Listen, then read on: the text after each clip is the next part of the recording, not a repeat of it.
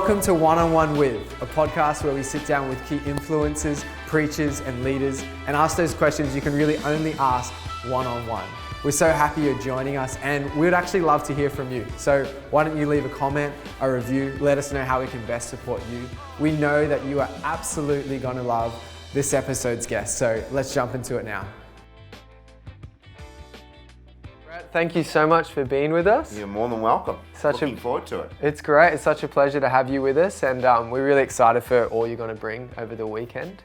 I know that you are a wealth of knowledge, and we're just keen to tap into that a little bit. The trouble is that sometimes I get too much knowledge, and then I have to articulate it, and I get so excited that I speak really quickly, and I try and jam it all in. So I apologise ahead of time.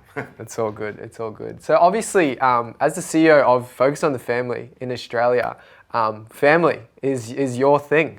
Yeah, I love it. I love the opportunities to be able to help people navigate, hopefully prevention, try to solve problems earlier rather than them getting out of hand. Yeah. But I also have to deal with some of the crises that people are dealing with, whether it's marital problems, parenting problems, mental health, sexual problems. There's a whole variety, drugs and alcohol addictions.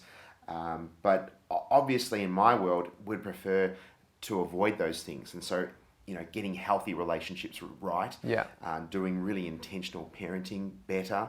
And if those things were put into place, we wouldn't have as many heartbreaking stories as unfortunately we see far too often. Yeah, definitely. How did you find yourself, I guess, in the position you are now? I know someone doesn't just wake up and they become the CEO or something like this straight away, but what's been a bit of the journey to get where you are now? Well, I started as a critical care nurse. I majored in intensive care and accident emergency. Wow. And I loved that. I did that for 15 years. And then I met my now wife, and it's quite extraordinary that we went to a relationship enrichment weekend, and this is before we got engaged, and we wanted to find out if we were compatible and all those type of things. And at that precise moment, it was in Alcana in Marysville here in Victoria, someone came up and prophesied and says, I believe that you and your wife are going to be speaking in the area of marriage and families. Wow. That was some 25 years ago. Now I've been married for 29 years. Wow, congrats. And I've got 3 young men, 25, 23 and 21. One of them's married now, and I'm going to be a grandfather at the end of this year. So It's all very exciting. But then as I was ending my, after 15 years, I started as a nurse, and I found myself wanting something different. What was that going to be? And I didn't know what that was. And the next thing you know, my senior pastor approached me and says, we want you to become the next children's pastor at a church in this area called City Life Church. And so then I did that for the next 13 years. In that role, I loved it, partnering with parents to build a spiritual foundation. But then I think God had different ideas, and I had a little bit of a feeling of unease in what that was going to look like. And I was really passionate about healthy families and healthy relationships. And then a job became available as CEO of Focus on the Family in Australia. And I applied for it. And believe it or not, they saw fit that I was going to be the next CEO. And so it's been a steep learning curve, but I find this the most exciting role. I love being a nurse, the privilege of looking after people at their most vulnerable. I love being a pastor and helping people and partnering with parents to build a spiritual foundation. But nothing's ever wasted, because of my experience as a nurse and then as a pastor has helped me to be in my role at Focus on the Family. Wow, that's so incredible. I love how your stories, it's God has equipped you each step of the way for the next season that is coming up. And nothing's ever wasted. Yeah, which is so awesome. So now you're operating in this role. What does that look like? What are you speaking into a lot of? What does that role sort of encompass? Well, when you say the word families, where do you start and where do you stop? Exactly. And all these problems that we see in families, such as drugs of addiction, mental health, sexual problems, poor communication, conflict resolution, just how to be married, how to be a husband, how to be a father, how to be a mother, how to be a wife. All those are intertwined. Then we have single parent families. Yes. Then we have blended families and step parents and grandparents, and it's never ending. So it's always changing. So the issues that I deal with and how exciting it is we try and give sound advice at multiple different levels, but people's attention span is decreasing all the time. That's the reason why the radio is such a very powerful medium to get through, because people's attention span can last for about a minute. So a lot of the things that I do last a minute. Wow. I write things that take a minute to read. Yeah. I have a YouTube channel that takes a minute to watch.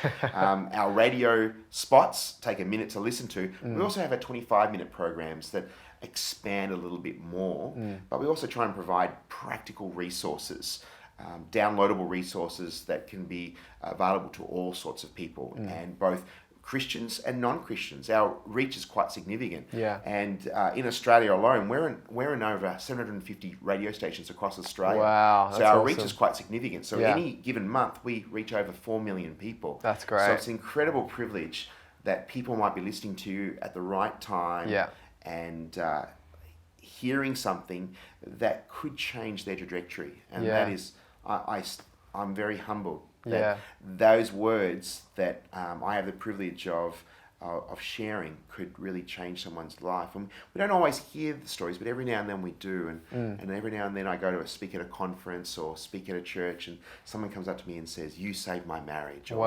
You helped me with my daughter who was self-harming. Thank you so very much. And so those little things keep me going and are really encouraging. Yeah, that's so good. That must be so rewarding for you to experience that. It is very much so. Yeah, so like talking around families, I guess I've never met anyone that wouldn't say they want a happy family, a healthy family, a family full of joy. What would you say, speaking into that space, is some common traits that you see help families to keep healthy, keep happy, and keep things working well? Well, there's a couple of things. We have 3 I's that we talk about: being informed, being involved, being intentional. Those 3 things alone, getting information. You're right. No one actually says, I want a divorce after they just got married. Yeah. Or I want to be a really bad parent. But you have to work at it. You have to be intentional. You have to get information and glean different things. But unfortunately, many people don't do the hard yards. They don't make the effort to learn how to things. If you want to get better at golf, you have golf lessons. Yeah. You want to learn how to drive a car, you have driving lessons. Your boss comes up to you and says, I want to give you some professional development, a workshop or a conference. And you go, great. Yeah. But then you talk about family and you talk about marriage and, really? Do I have to go and work on it? Yeah. And unfortunately, a lot of people don't have a healthy role model. And they might have said things, I'll never be like my mother, I'll never be like my father. And unless they're intentional and do something differently, they tend to default to the things that they're familiar with. Wow, so true. And then they'll go back and it perpetuates. And so those poor parenting or those poor examples that they didn't want to replicate will keep on going. And then your children will not be the beneficiaries of a healthy, stable, healthy environment, and to set them up for success. So then when they get married and they start a family, they can have all these great examples.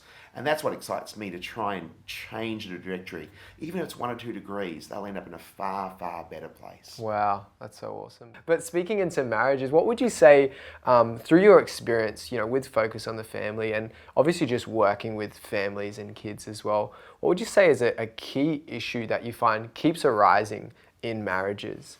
And what would you say is maybe something you never really say it's the one thing. Yeah. I can go back to those 3 I's. People don't have a lot of information or good role models. But quite often the big issues is, finance. Yeah. Or not being able to manage finances, poor communication, conflict resolution, sex. They're the big issues in marriage. But I've come down to 2 things, which is not what I've shared already. One is apathy. People just don't care. They don't really know. So apathy is one thing. The next biggest problem that I find is lack of identity, knowing who we are. And for those who've got a faith, who we are in Christ. And when we have that aha moment, who we are and who we belong to, we'll become a better father, we'll become a better husband, become a better mother, we'll become a better wife.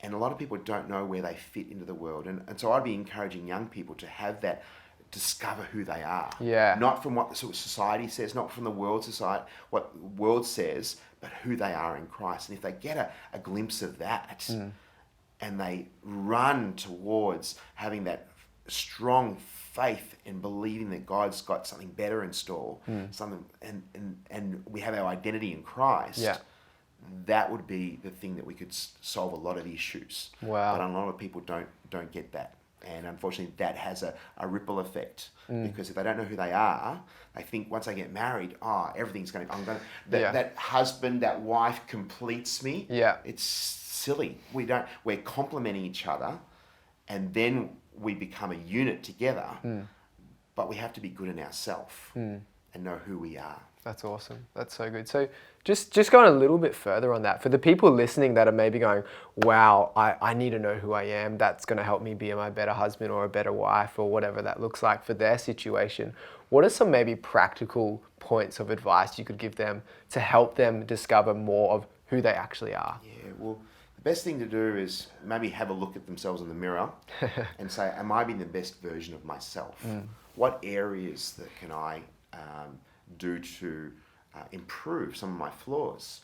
Sometimes we have blind spots, we don't necessarily see them. Yeah. So some practical things is maybe actually getting someone to come alongside you, a mentor, someone that can speak into your life with truth, with love, and maybe identify and help you navigate, and not be just there, you're fantastic, but actually say, hey, do you realize the way that you come across, the way that you speak, the way that you think, the way that you reacted, it's not healthy. And then you go, maybe. So an outside person, sometimes people who in our own worlds, especially our spouses, don't necessarily, they get to see the warts and all, but actually having someone external to you to be able to speak into your life may be a really practical thing. The other side of things is maybe have to realize that sometimes people might need to actually have some counseling, because sometimes their past, various things have occurred in their life, abuse or neglect or things that have occurred throughout their lives, and then they get married and they bring those hurts, they bring that past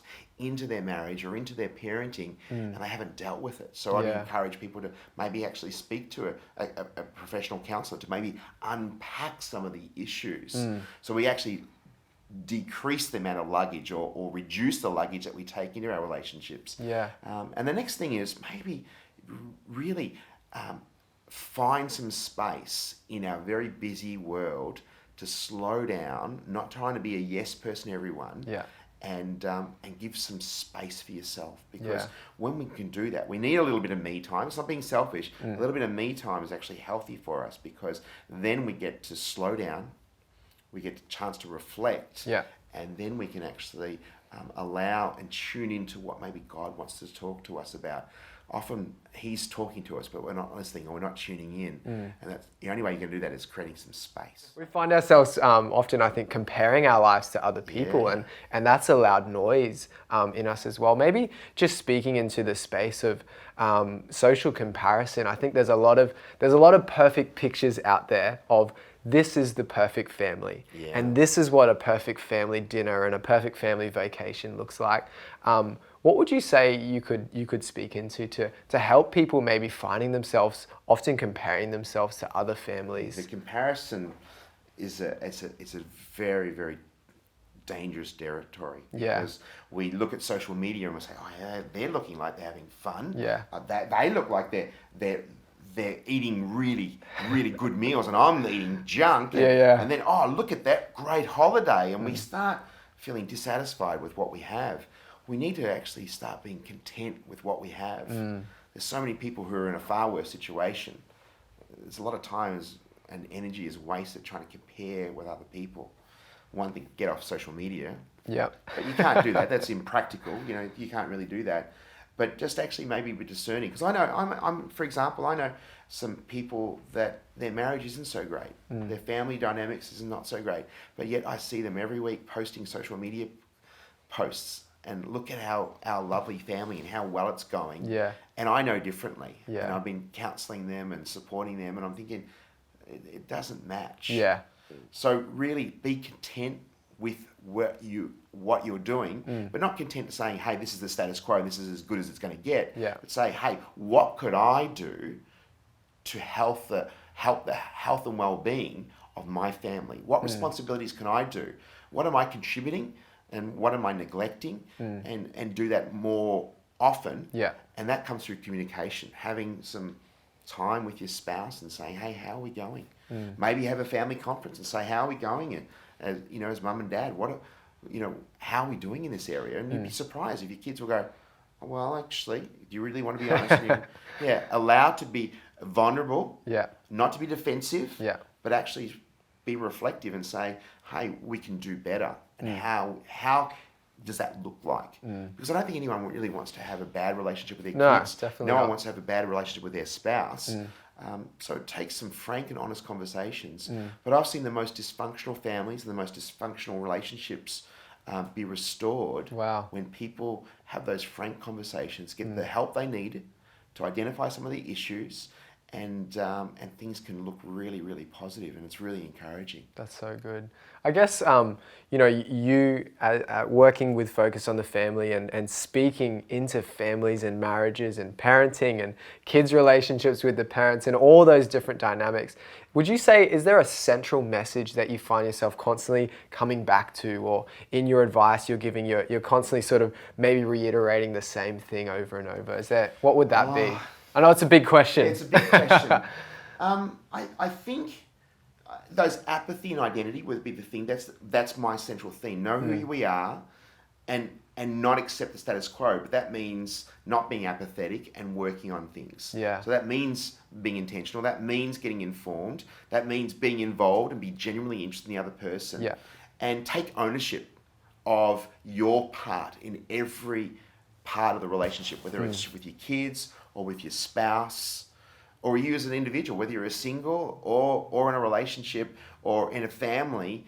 You still got to take the responsibility of where you are at. And if we can do that, man, things could improve so greatly. Yeah. And unfortunately, a lot of people who come to me or come to Focus and asking for advice, they always blame the blame game. Yeah. And they might tell a great story, and I think, oh, gee, poor you must be really hard Pat done on the by. back, There's always two sides of every conversation, every conflict. And I think if you can own your part and improve your part, there's no guarantees that everything will fit into place and be restored.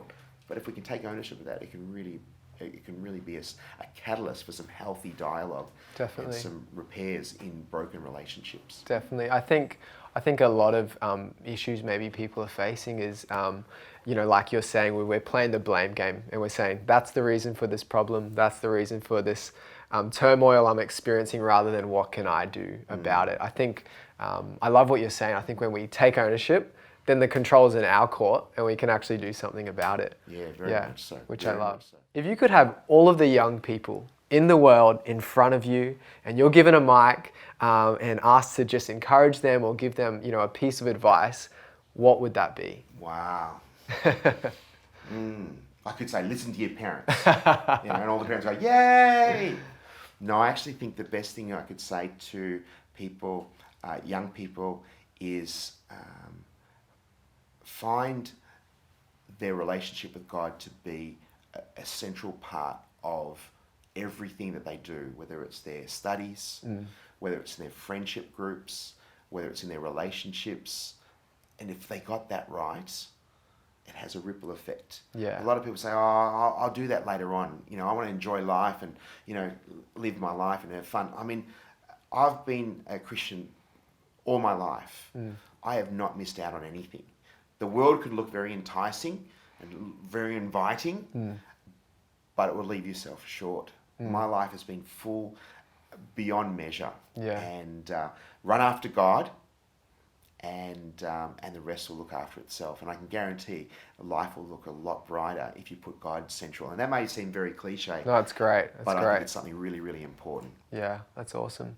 I question a bit off topic to families, but if you could sit down and have a meal with anyone, whether they're passed on or they're still with us now, who would that person be and why?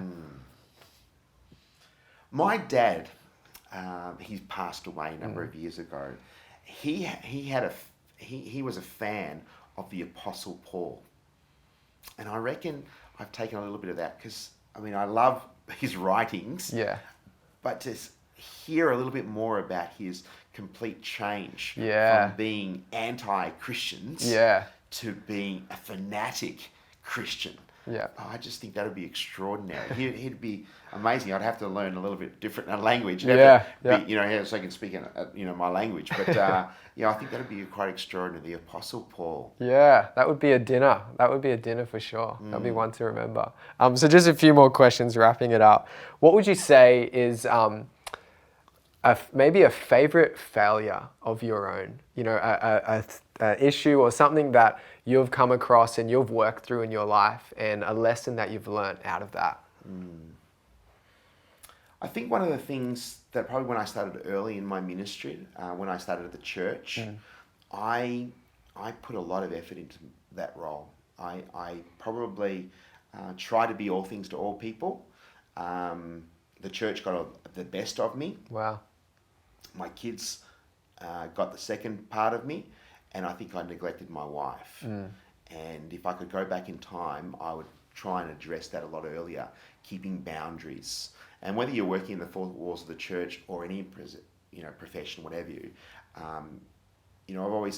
I'd say to parents now, your kids are small now, but they're going to grow up. Yeah. But you and your spouse were a family before the kids arrived. Yeah. And you'll be a family when the kids leave the nest. So it's really important to invest in your relationship. And it's probably something that I needed to have that aha moment. And it got to the point where my wife said, it's me or the ministry. And wow. It was a big wake-up call because I was trying to do everything to all people and be everywhere. And I realized that I was doing my family a disservice, especially my wife. And as a net result, that was going to have a ripple effect on my ministry if I didn't get that right. And so ever since then, I've been continually working. And I've dropped the ball a few times. And I know that. I can get back into to-do modes. Yeah. But I'm realizing that this ministry is God's ministry. Yeah. I'm a steward of it, and I have to be a good steward with that. But I have to be certainly a good steward with my role as a husband first. Yeah, that's awesome. You're speaking around boundaries there. I think that can be a big issue for a lot of people is they're trying to please other people, and if an opportunity comes up or a need comes up, they're saying, yes, for sure, I'll do that. Maybe just, what would you say a piece of advice for people to put healthy boundaries around their life to protect their priorities? One is communication, keeping the open communication, especially with your family and your spouse. They may see some things that you're getting into that habits again. So now I get, when I book it, when someone invites me to come and speak somewhere, I check with my wife's calendar. Yeah. And now she's put some restrictions on how many weekends I can actually be away per month, which has been fantastic. It's enabled me to actually say no to things because I can actually say, hey, I've already got a prior engagement. Yeah. It doesn't have to be in the calendar per se, but I've said, hey, I'm spending family time. Yeah. Another thing that I need to say, whether it's in Greek or Hebrew, the word no works. I can't say yes to everything. I need to see, look, the greater good. And it's not about crowds or anything like that. I've got to be strategic in my role in ministry way. But whether it's in the workplace, something's got to give. There was a book by Andy Stanley. It was called Choosing to Cheat. He's changed the title now. It was When Work and Family Collide. He's changed it. And it really was a radical book for when I read it. And it was actually putting those boundaries. If you're going to cheat anyone, cheat work. Don't cheat your family. Wow. And he said, especially in the formative years when the kids were younger, he said no to lots of things because his kids needed him, his wife needed him. Now the kids have left, the hours increased. Yeah. Because there's more time and space. But I thought that was a really powerful thing. So learning to say no, and because your boss is not going to continue to thank you all the time, because eventually you can be irreplaceable. No one's indispensable.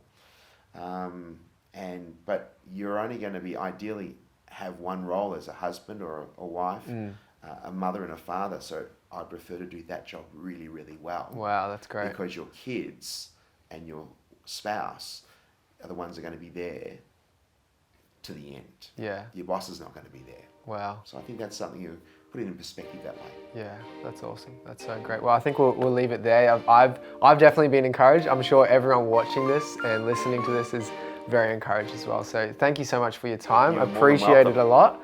And yeah, we'd love to keep chatting. All right, thank you. That's awesome. Thank you. Thanks so much for joining us for One-on-One With. We appreciate your time. If you enjoyed today's episode, why don't you hit that subscribe button, leave a comment, leave a review, or even share the link to a friend that you think would enjoy it as well. Thanks again for joining it, and we'll see you on the next episode.